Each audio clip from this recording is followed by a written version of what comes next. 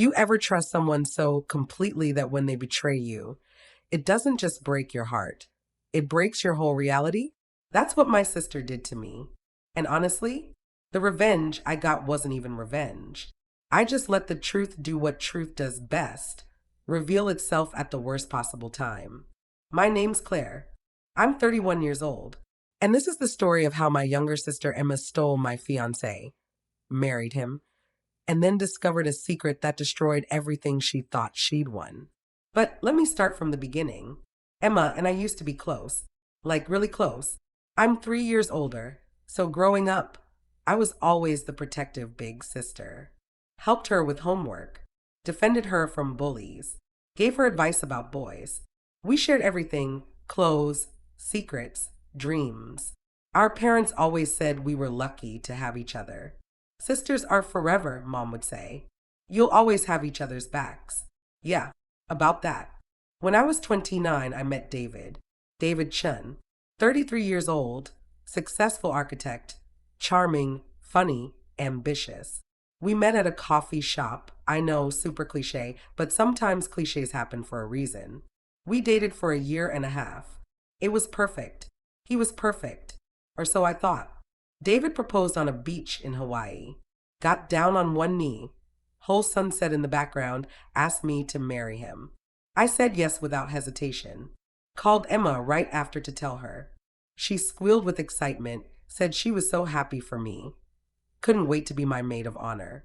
I should have known something was off when she started coming around more. Way more. I just want to help with wedding planning, she'd say, showing up at our apartment unannounced. I'm so excited for you guys. At first, I thought it was sweet. My little sister being supportive, being involved. But then I started noticing things. Little things. The way she touched David's arm when she laughed at his jokes. The way she dressed up extra nice when she knew he'd be there. The way she'd text him directly instead of going through me. Emma texted asking about the venue, David would say casually. I sent her the info. Emma asked if I could help her move some furniture this weekend, he'd mention. Hope that's cool.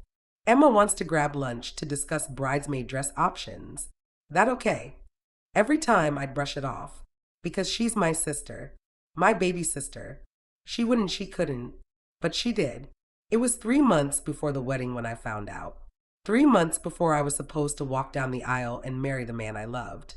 I came home early from work one day. Had a headache. Decided to leave the office around 2 instead of 5.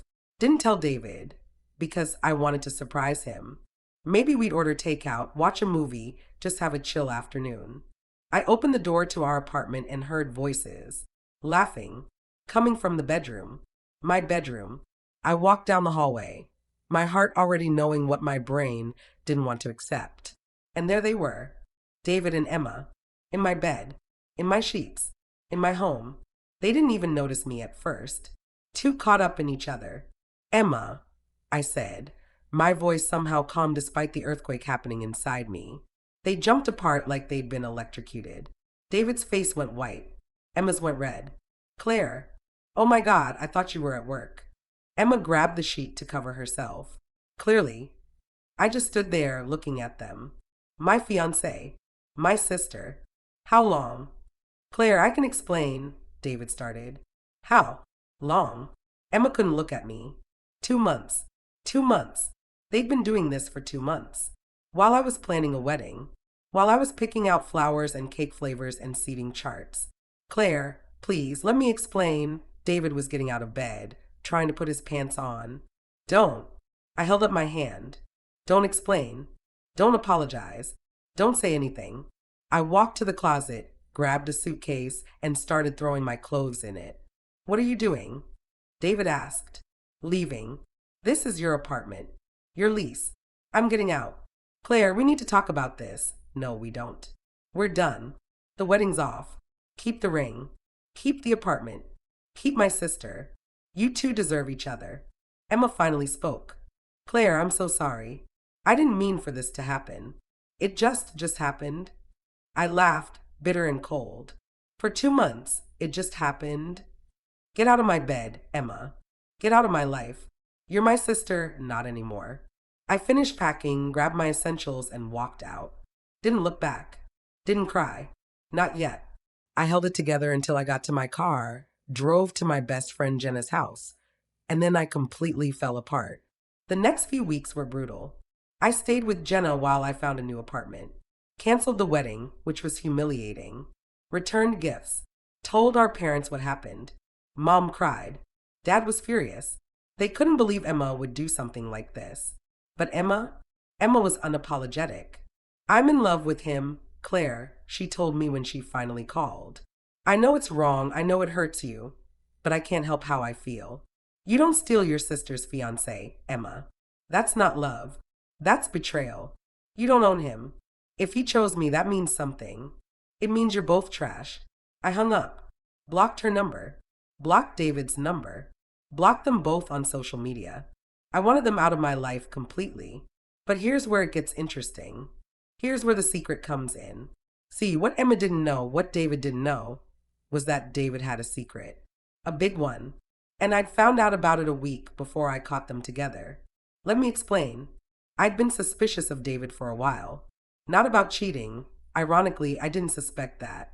But about his job. His money. Something wasn't adding up. He claimed to be a successful architect. Said he worked for this prestigious firm downtown. Made good money. Paid half our rent. Took me to nice dinners. Bought expensive gifts. But when I asked to see his office, he'd make excuses. It's being renovated. It's not really visitor friendly. Maybe another time. When I suggested we grab lunch near his work, he'd say he was too busy or had back-to-back meetings. After a year and a half, I'd never met a single coworker. Never been to a company event. Never seen him in action as this hotshot architect he claimed to be. So one day I decided to do some digging. Just casual internet searching at first. Looked up the firm he said he worked for. His name wasn't on their website. Not in the architects section. Not in the staff directory. Nowhere. I called the company, pretending to be a potential client. I'd like to schedule a consultation with David Chen. I'm sorry, we don't have anyone by that name working here. My stomach dropped. Are you sure? David Chen? He's an architect? Ma'am, I've been the receptionist here for 5 years. There's no David Chen. I hung up, my hand shaking. If he didn't work there, where did he work? Where was he going every day? Where was the money coming from? I hired a private investigator. Cost me $2,000 I didn't really have, but I needed to know. What the investigator found was not what I expected. The investigator's report came back a week before I caught David and Emma together. I'd been sitting on this information, trying to figure out what to do with it, when I walked in on them in bed. So here's what David actually was. He wasn't an architect. He wasn't successful. He wasn't even employed. David Chen was a con artist, a professional liar, a man who made his living manipulating women. According to the investigator, David had done this at least 4 times before me. Find a woman with money or a good career. Romance her. Move in with her. Live off her resources while pretending to be successful. Then, when things got too serious or she got too suspicious, he'd disappear and move on to the next target. His real name wasn't even David Chen. It was Danny Chavez. He'd changed his name twice to avoid his past catching up to him. The expensive gifts he bought me? Bought with my own money. He'd been skimming from our joint account, the one I'd stupidly opened with him. The half the rent he paid? Also my money. He'd take cash from our joint account, then write a check from his personal account, making it look like he was contributing. But it was all just recycled money from me. The investigator found records of him doing this to at least 4 other women. 1 in California, 1 in Texas, 2 in different parts of New York. Same pattern, same lies, same manipulation. He even had a wife, a legal wife, still married to him, living in New Jersey. They'd never divorced, which meant his proposal to me, completely fake. We couldn't have been legally married even if the wedding had happened. I sat with this information for a week, trying to figure out what to do. Should I confront him? Should I just leave quietly? Should I report him to the police? And then I found them in bed together, Emma and David, and suddenly I knew exactly what to do. Nothing. I'd do nothing. I'd let Emma have him. Let her think she won. Let her marry him, or try to. and discover all of this on her own. Because that's the thing about con artists. They don't stop. They can't stop. It's who they are. And Emma was about to learn that the hard way. After I moved out, I didn't tell anyone about David's real identity. Not my parents. Not Jenna. Not the police. Nobody. I just watched. From a distance. Through mutual friends who didn't know they were giving me information. Emma and David moved fast. Within 2 months of my leaving, they were living together. Within 4 months, he proposed to her. She posted it all over social media. The ring looked suspiciously like my ring. The engagement photos. The hashtag Emma and David forever. My mom called me upset. Did you see Emma's engagement announcement? I saw. How can she do this? How can she marry your ex-fiancé? Mom, if she wants him, she can have him. I'm over it. But I wasn't over it. I was waiting for the other shoe to drop. Friends would update me without realizing it. Emma's wedding planning is going so fast. David seems so devoted to her. They're so happy together. Sure, they were. For now. I knew what was coming. I knew David's pattern. He'd already gotten Emma to open a joint bank account. I heard through the grapevine. Already gotten her to put his name on her lease. Already started the process of financial entanglement. Emma had a good job. She was a marketing manager, made decent money. Exactly David's type. 6 months after my discovery, Emma and David got married. Small ceremony, just family and close friends. I wasn't invited, obviously. Mom tried to get me to come anyway. She's still your sister, Claire. No, Mom. She's not. I didn't go. But I did keep tabs on them through social media stalking, from a fake account, of course, and through mutual friends. The wedding looked beautiful. Emma looked happy. David looked like he always did. Charming, handsome, seemingly perfect. I almost felt bad for her. Almost. But then I remembered walking in on them. Remembered the betrayal. Remembered her saying, I'm in love with him, like that made it okay. So I waited, and watched, and said nothing. About 6 months into their marriage, I started hearing things. Little things. Emma seemed stressed lately. David quit his job to start his own firm. Emma's working extra hours to cover bills. Ah, there it was. Phase 2 of David's con. He'd quit the fake job he'd been pretending to have, claiming he wanted to start his own architecture firm. Needed Emma's financial support temporarily while he got it off the ground. Emma, being Emma, believed him, supported him, probably felt like the good wife, standing by her husband's dreams. Meanwhile, David was doing what he always did, taking, using, draining. I heard through a friend that Emma had taken out a personal loan. For David's business startup costs, the friend said. I almost warned her. Almost picked up the phone and called her to tell her the truth. But I didn't, because she'd made her choice. She'd chosen him over me, over family, over loyalty. She wanted him. She could have everything that came with him. More time passed. More cracks appeared.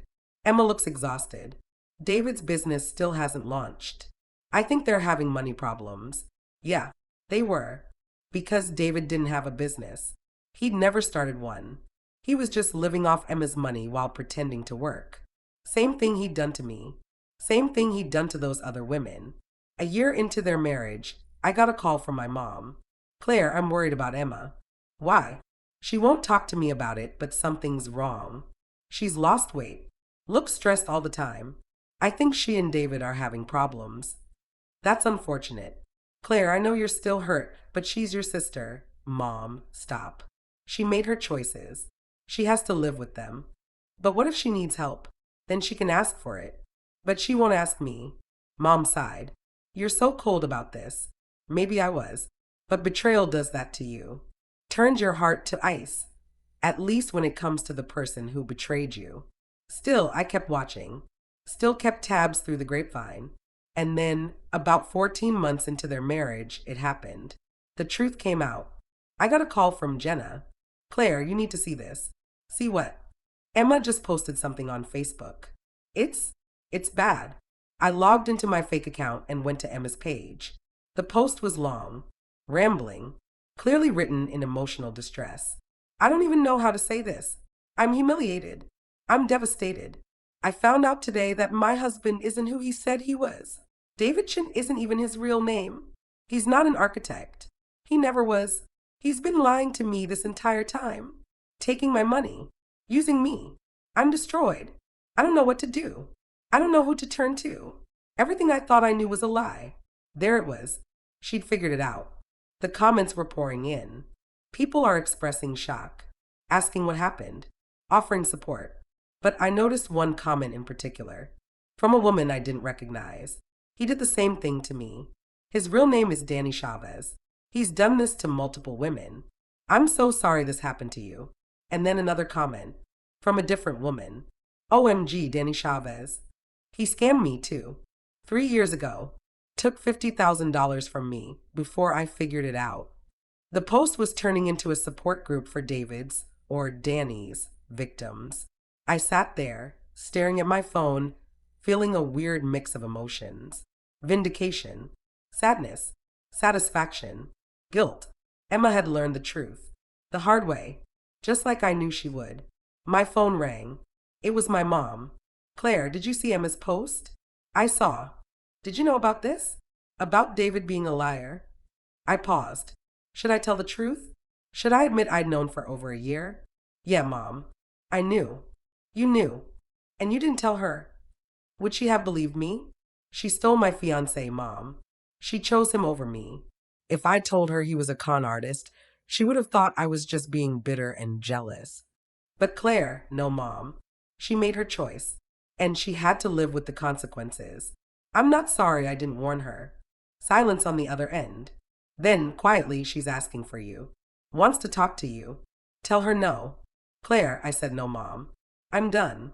She betrayed me, married my ex, and now she's paying the price for trusting a con artist. That's not my problem. I hung up. Felt bad about being harsh with my mom, but I meant what I said. Emma had made her bed. Literally. Now she had to lie in it. 2 days after Emma's Facebook post, she showed up at my apartment. I don't know how she got my address, probably from Mom, but there she was, standing at my door, looking like she hadn't slept in days. Claire, please. I need to talk to you. I should have closed the door in her face. Should have told her to leave. But curiosity got the better of me. I wanted to hear this. Wanted to hear her admit it. You've got 5 minutes. I let her in. She sat on my couch, looking small and broken. This wasn't the confident, glowing bride from a year ago. This was a shell of my sister. I'm so sorry, she started, tears already falling. For everything. For David. For betraying you. For ruining our relationship. I was so wrong. Yeah, you were. I thought I was in love. I thought he was different with me. I thought we had something real. He's a con artist, Emma. That's what they do. They make you think it's real. That's literally their job. I know that now. But I didn't know then. He was so convincing. So perfect. I thought, she broke down sobbing. I thought I'd won. I thought I'd gotten the better man. I thought you'd just given up too easily. That stung. You thought I gave up? When you left without a fight, I thought it meant you didn't really love him. That it wasn't real between you two. So I convinced myself that I wasn't doing anything wrong. I laughed, bitter. Emma, I didn't fight because you'd already crossed a line that couldn't be uncrossed. You slept with my fiancé. In my bed. There's no coming back from that. I know. I know that now. And I'm so sorry, Claire. I'm so sorry. Did you know, she asked suddenly. Did you know he was a con artist? Here it was. The question I'd been waiting for. Yes. Her face went pale. You knew. And you didn't tell me. I found out a week before I caught you two together. Hired a private investigator. Got the full report. His real name, his history, everything. And you didn't warn me? Why would I? You stole my fiancé, Emma. You betrayed me in the worst way possible.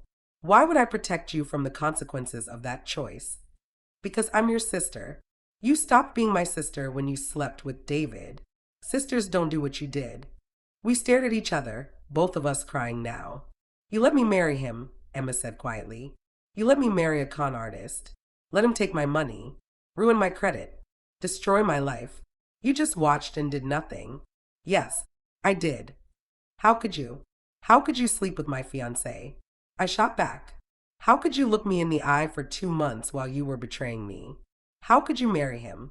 We're both monsters, Emma. The difference is I own it. She crumpled. I've lost everything. My money, my marriage, my sister, everything.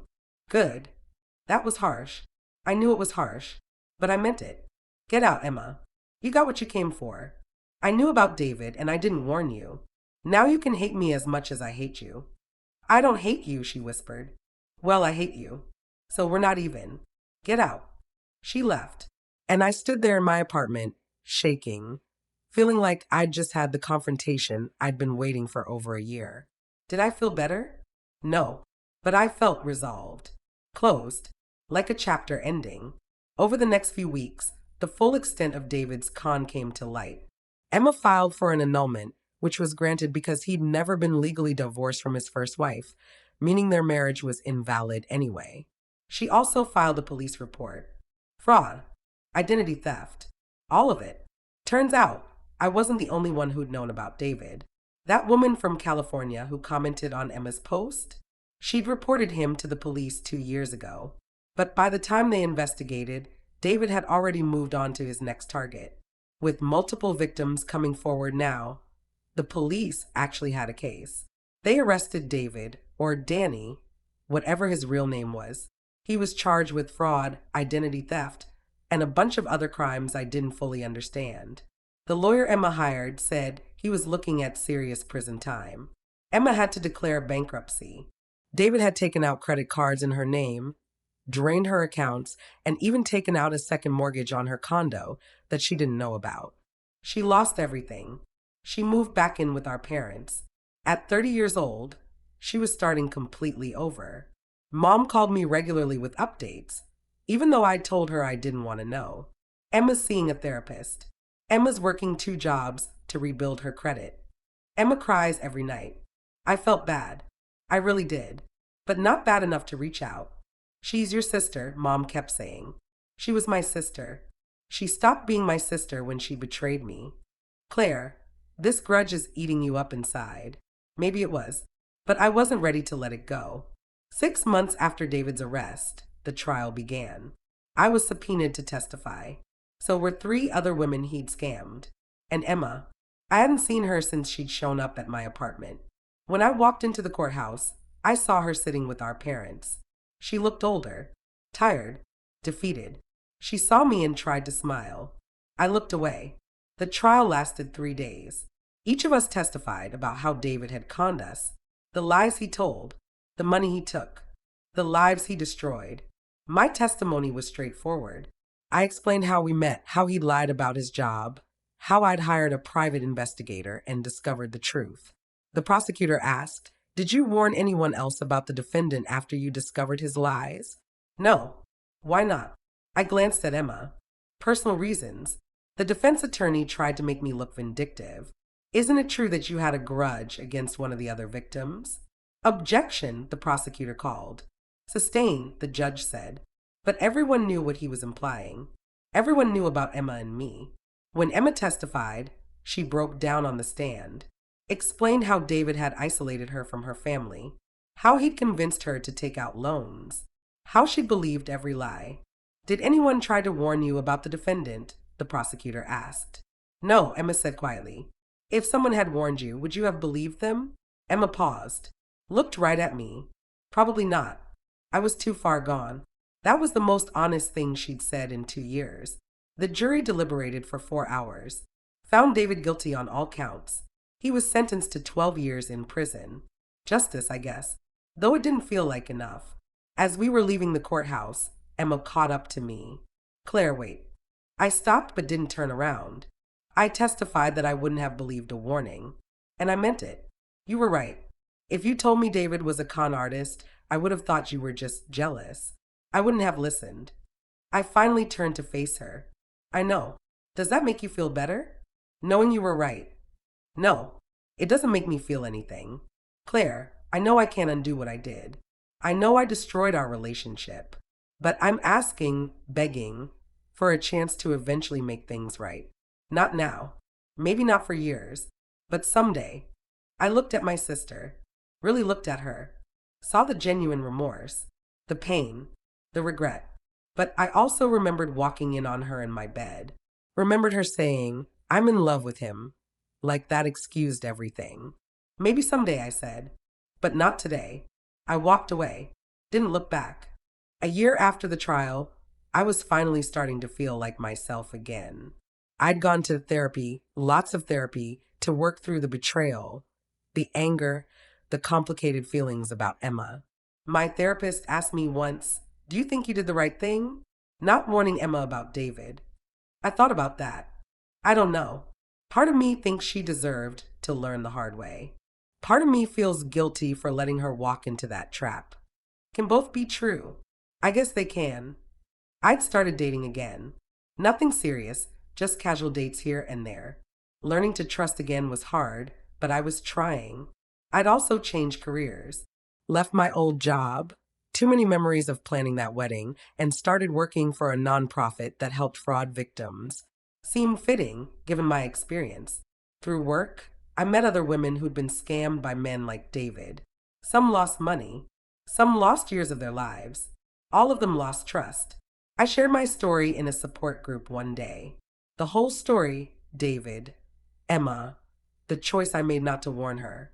One woman said, "You think you did the wrong thing, but you didn't. Your sister wouldn't have listened. She had to learn for herself." Another woman said, "I get why you're conflicted, but she betrayed you first. You didn't owe her anything." A third woman said, "Maybe the real question isn't whether you did the right thing. Maybe it's whether you can forgive yourself for the choice you made." That hit different. Could I forgive myself? I was working on it. 18 months after the trial, I got a text from an unknown number. "Claire, it's Emma. I know you blocked my old number. I got a new phone. I'm not asking to see you or talk to you. I just wanted you to know that I've been working really hard on myself. I'm in therapy. I'm rebuilding my life. And I'm finally understanding the full extent of what I did to you. Not just the David thing, but how I treated you, how I dismissed your pain, how I prioritized my own feelings over everything else. I was selfish and cruel. And I'm sorry. I don't expect forgiveness. I just wanted you to know that I finally get it. I hope you're doing well." Emma, I stared at that text for a long time. Part of me wanted to respond, to say thank you, or "I'm glad you're doing better," or something. But I wasn't ready. Not yet. So I just saved the number under Emma and left the text unread. Maybe someday I'd respond. Maybe someday we'd talk. Maybe someday we'd even rebuild some kind of relationship. But not today. Today I was still healing. Still working through my own stuff. Still learning to trust again. And that was okay. 2 years after everything fell apart, I was in a good place. Really good place. I'd been promoted at work. Was making a real difference by helping fraud victims navigate the legal system and rebuild their lives. I'd been dating someone for 6 months. Marcus. He was kind, honest, and patient. Nothing like David. Everything I needed. Marcus knew the whole story. I told him early on, figured if he was going to run, better it happened sooner rather than later. But he didn't run. "That's a lot of trauma," he'd said. "I'm glad you survived it.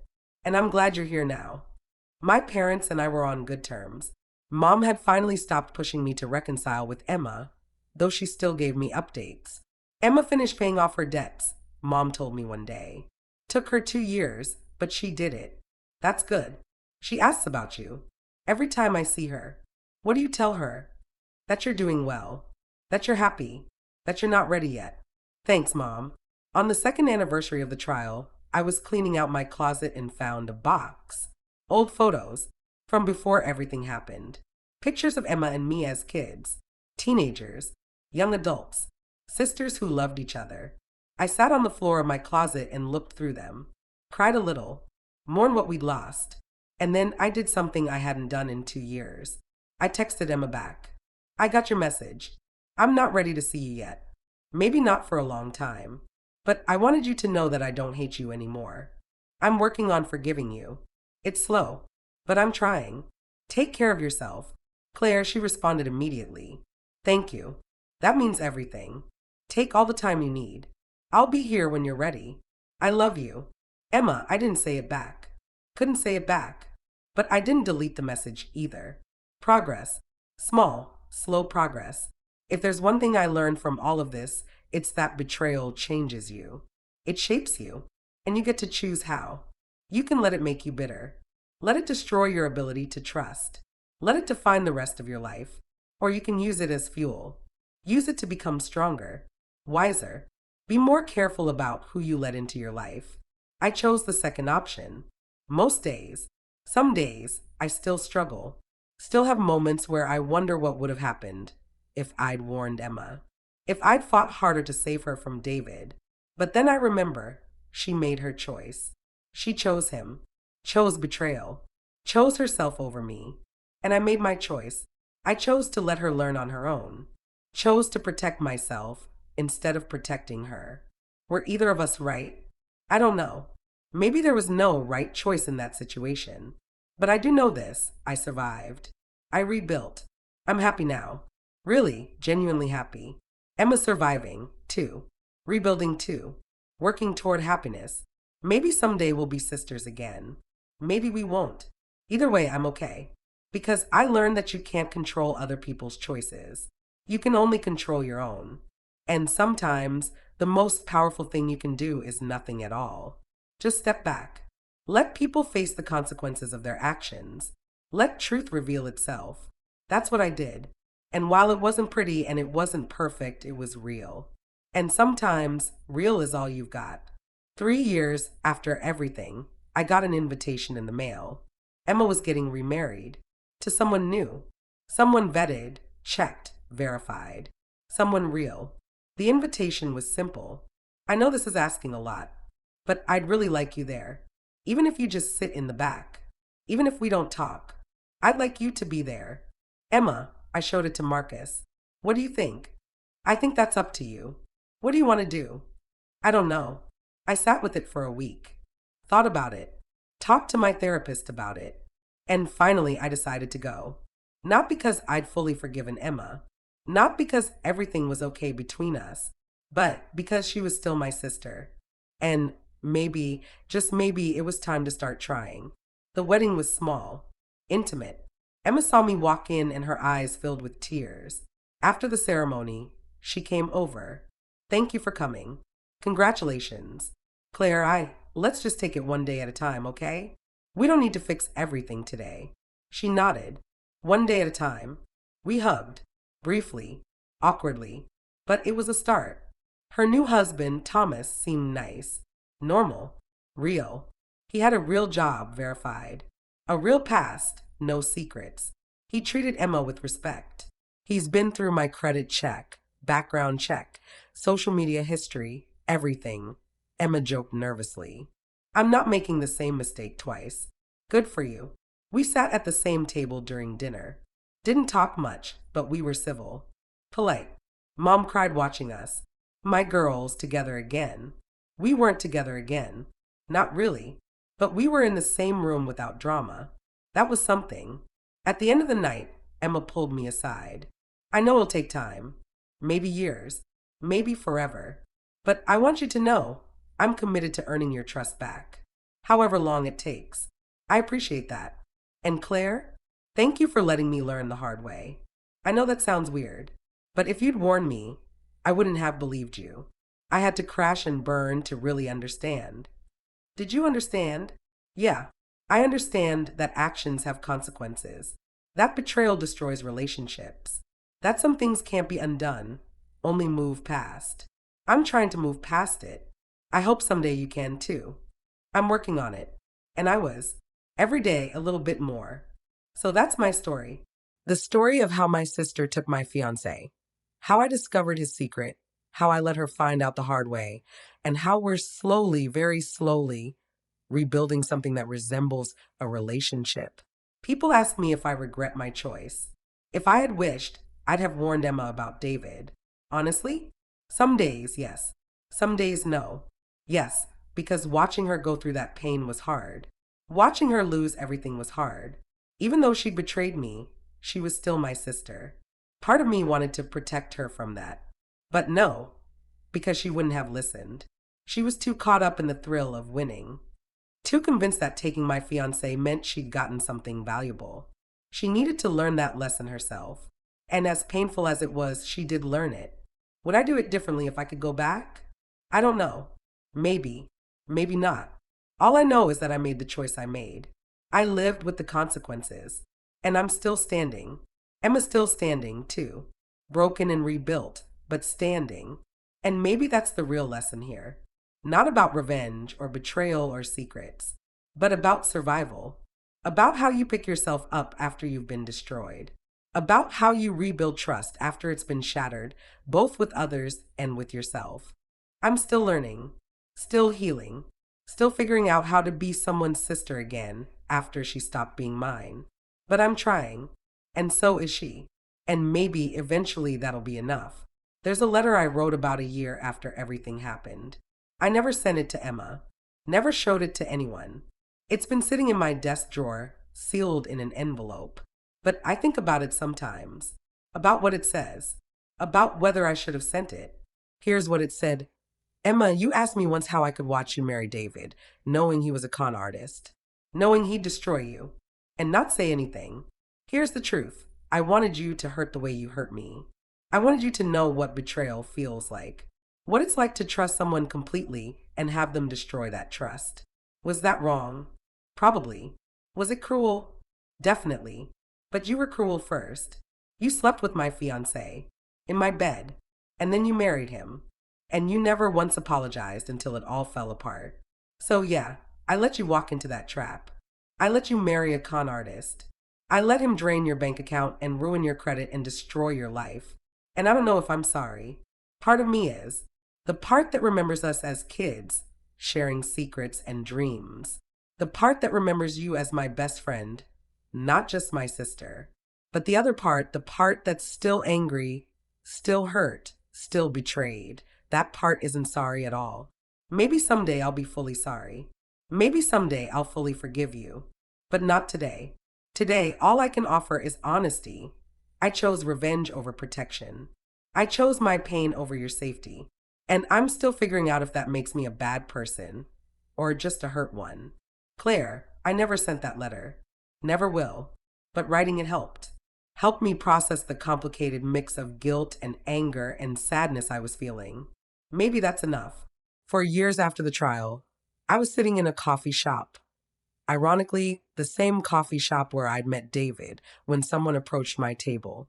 Claire? Claire Morrison. I looked up. It was one of David's other victims. The woman from California who'd commented on Emma's Facebook post. Jennifer, right? Yeah. Wow. I can't believe I ran into you. How are you? I'm good. Really good, actually. You? Same. Remarried, moved to New York, starting fresh. It's been a journey. We talked for over an hour. About what we'd been through. About how we'd healed. About the trial and the aftermath. You know what's crazy? Jennifer said. I blamed myself for so long.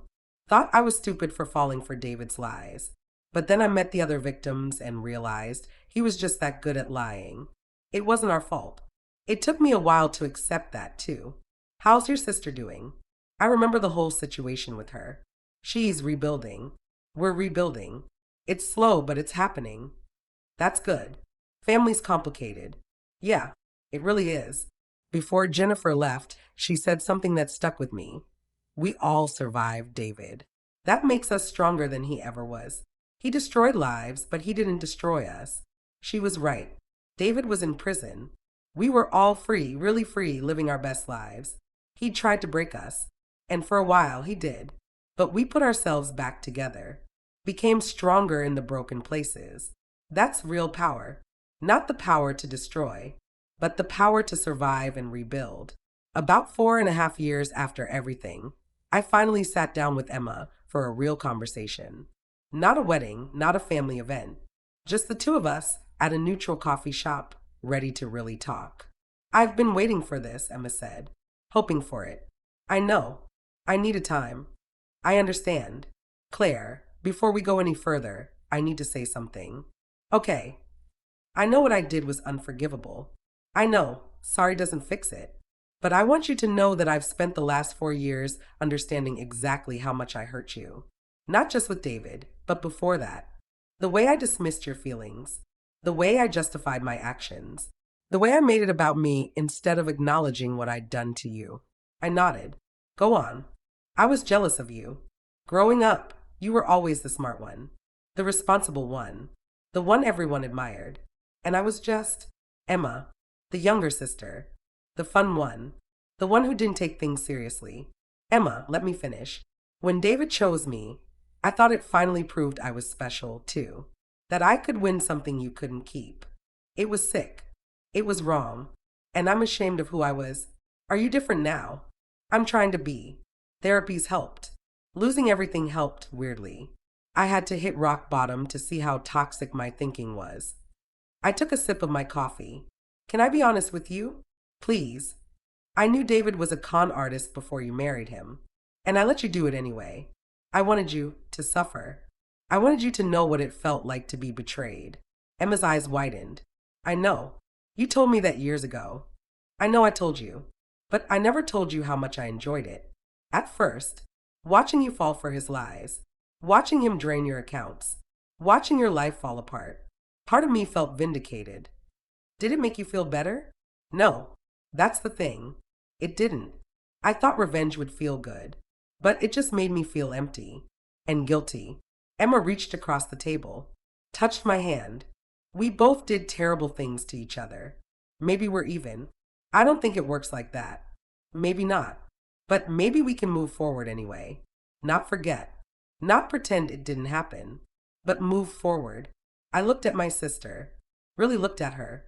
Saw the person she'd become through all this pain. I'm willing to try, I said finally. But it's going to take time. A lot of time. I know. I'll wait as long as it takes. We talked for 3 hours that day. About everything. About David. About our childhood. About our parents. About the people we'd become. It wasn't perfect. There were still moments of tension. Still things left unsaid. But it was a start. A real start. 6 months after that coffee shop conversation, Emma reached out with an unusual request.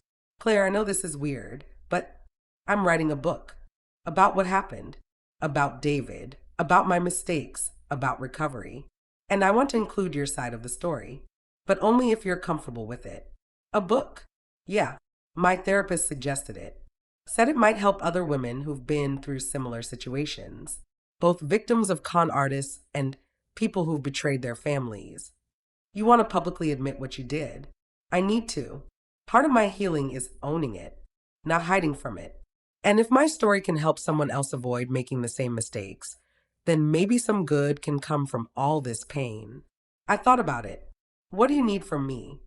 Your perspective, your truth. I want to be fair to you. I want people to understand why you made the choices you made. Even the choice to let you marry him, especially that choice, because it was more complicated than just revenge. And I think people need to hear that. I agreed. We spent weeks talking through everything. Her recording our conversations, me sharing my side of the story honestly. The book came out a year later. The Sister I Betrayed. A story of mistakes, consequences, and redemption. It was raw, honest, unflinching. Emma didn't paint herself as a victim. She owned her role in everything.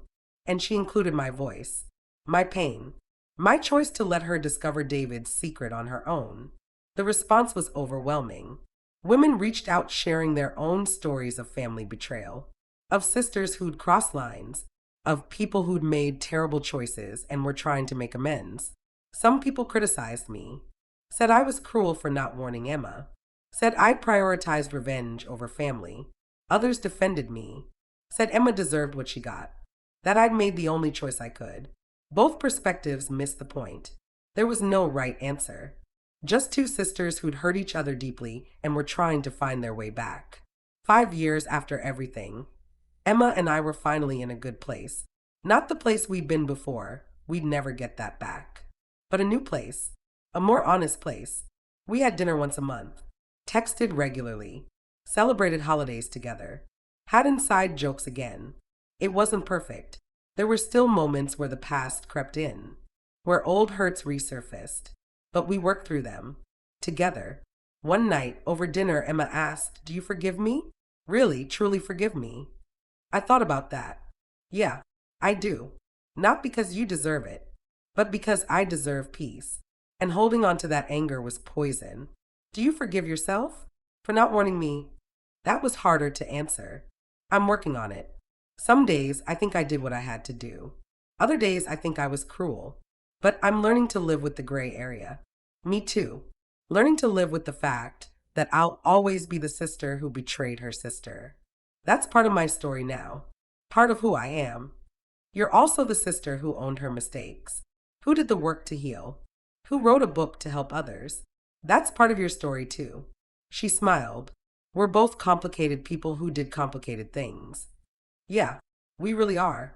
Marcus proposed to me that year. We got married in a small ceremony, family and close friends only. Emma was my maid of honor, not because everything was fixed, but because she'd earned her way back into my life through years of consistency, years of showing up, years of being the sister I needed her to be. During her toast at my wedding, Emma said something that made everyone cry. Claire and I have been through hell and back. We've hurt each other. We've lost each other. And somehow we found each other again. Not as the sisters we were, but as the sisters we're becoming. Claire taught me that love isn't about being perfect. It's about being real, about owning your mistakes, about doing the work to be better. I'm honored to stand here today, not because I deserve it, but because she gave me the chance to earn it. To Claire and Marcus, may your love be as strong as the forgiveness that brought us here. I cried through the whole thing. So did Mom. So did half the room. Because it was true. Our story wasn't about revenge. It wasn't about betrayal. It wasn't even about David. It was about two sisters who broke each other and then slowly, painfully, put each other back together. If I could go back 5 years and talk to the Claire who just discovered David's secret, here's what I'd say. The choice you're about to make, to not warn Emma, it's going to haunt you. It's going to make you question who you are. It's going to add a layer of guilt on top of your pain. But you're going to survive it. You're going to learn from it. And eventually, you're going to realize that sometimes there are no good choices, only choices. And you did the best you could with the information and emotions you had. Emma's going to hate you for a while. Then she's going to understand. And years from now, you'll be sisters again. Different sisters, but sisters. David's going to prison. Justice will be served, sort of. It won't feel as satisfying as you think it will. You're going to meet someone wonderful, someone real, someone who sees all your broken pieces and loves you anyway. You're going to help other women who've been through what you've been through. Your pain is going to have purpose. And most importantly, you're going to forgive yourself. Not all at once, but gradually, day by day, choice by choice. You're going to be okay. Better than okay. You're going to be happy. So whatever choice you make right now, whether you warn Emma or stay silent, trust yourself. You're stronger than you know. That's what I'd say. And maybe I'd listen. Or maybe I'd make the same choice anyway. Because sometimes the lesson isn't in the choice itself.